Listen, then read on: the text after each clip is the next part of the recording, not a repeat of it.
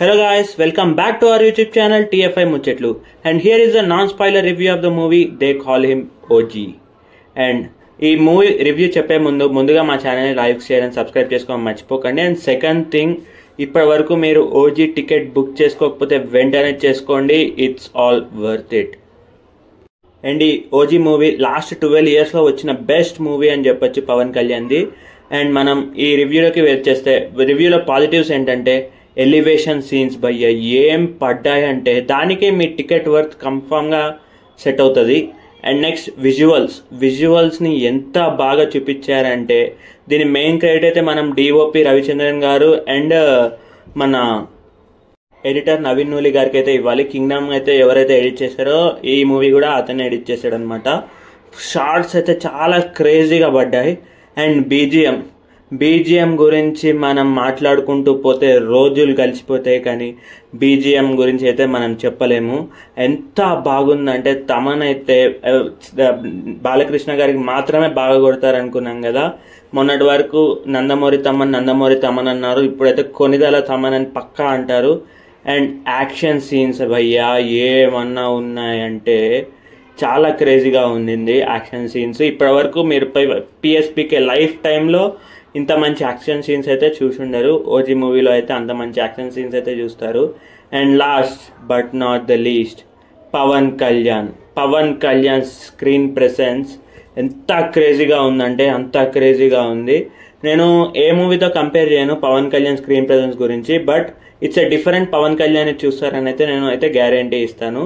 And Sujith ఏం తీసాడంటే అలా తీసాడు. మనం ఎంత హైప్తో పోతే ఆ హైప్ని మనకు మ్యాచ్ చేసేటట్టే తీసాడు సుజిత్ అయితే. అండ్ సుజిత్కి గుడి కట్టాలంటారు కదా, నిజమే భయ్య, గుడి కట్టాలి.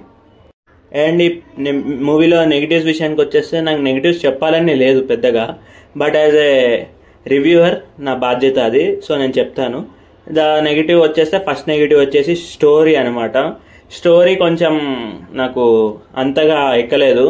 లైక్ అంత చాలా రొటీన్ స్టోరీ ఉంటుంది. రజనీకాంత్ కబాలి కానీ కూలీ కానీ అలాంటి స్ట్రక్చర్లో నడుస్తుంది. బట్ సుజిత్ మాత్రం డెలివర్ చేశాడు భయ్య. ఫ్యానిజంని చూపించాడు మూవీలో. లైక్ స్టోరీ నార్మల్ ఉన్నా కానీ దాని ప్రెజెంటేషన్ మాత్రం ఒక మెట్టు ఎక్కేశాడు భయ్య. సాహోలో మనకి ప్రెజెంటేషన్ కన్నా స్టోరీ మీద ఎక్కువ ఉంటుంది నరేషన్, బట్ ఇక్కడ స్టోరీ కన్నా ప్రెజెంటేషన్ మీద బాగా ఫోకస్ చేసి చాలా బాగా తీశాడు భయ్య. And the second thing is కొన్ని లాజిక్స్ అయితే ఒక్క లాజిక్ అయితే మిస్ అయిందనమాట మూవీలో. ఆ ఒక్క లాజిక్ ఏంటో మీరు మూవీ చూస్తే తెలిసిపోతుంది, నేనైతే ఏ స్పాయిలర్ ఇవ్వదలుచుకోలేదు. And they call him OG అంటే మీకు తెలిసినవేంటి, ఓజాస్ గంభీరా, ఒరిజినల్ గ్యాంగ్స్టర్.